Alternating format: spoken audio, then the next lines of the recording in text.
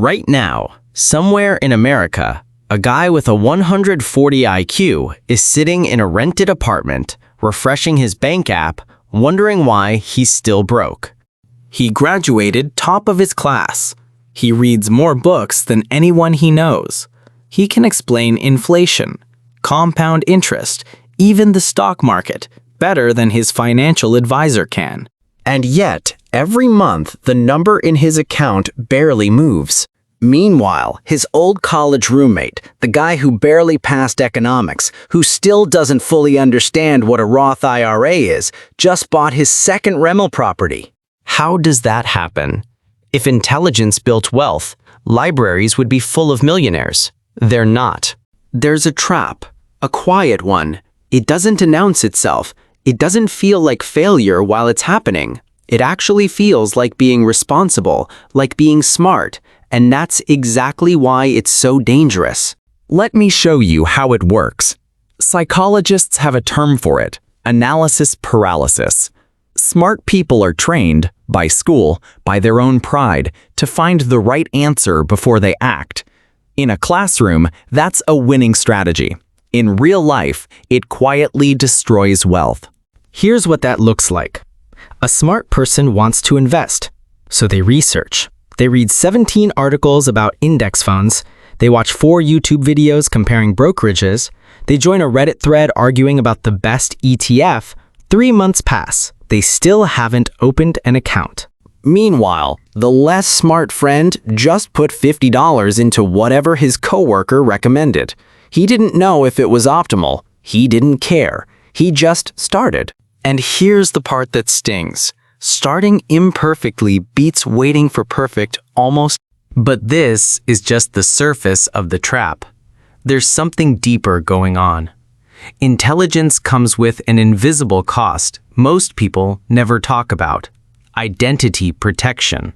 Smart people build their entire self-worth around being right, being the one who knows things. So when it comes to money, an area full of uncertainty, risk, and things outside their control, something strange happens. Their brain starts protecting their ego instead of their wallet. Think about it. If a smart person invests and loses money, that doesn't just cost them cash, it threatens their identity. It says, maybe I'm not as smart as I thought. That's a much scarier thought than being poor.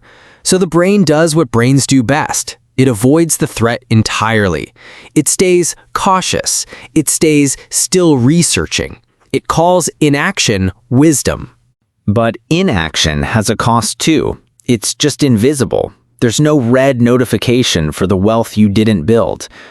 Now here's where it gets even more interesting, because this trap has a second layer, and it's the one almost nobody talks about.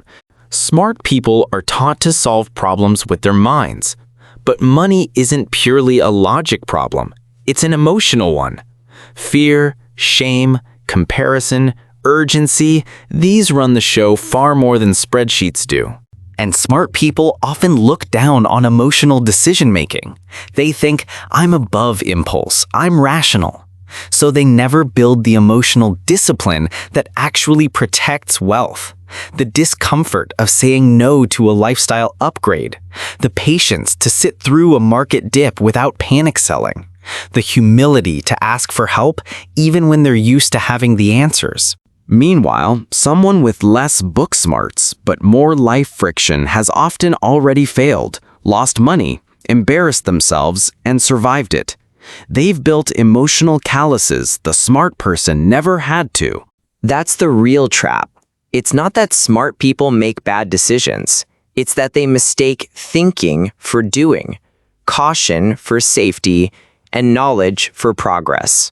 There's a quiet phrase for this among behavioral economists. Intelligence without action is just an expensive form of procrastination. And it shows up everywhere, not just investing. The smart employee who's overqualified for a raise but never asks for one because negotiating feels beneath someone who should already be recognized.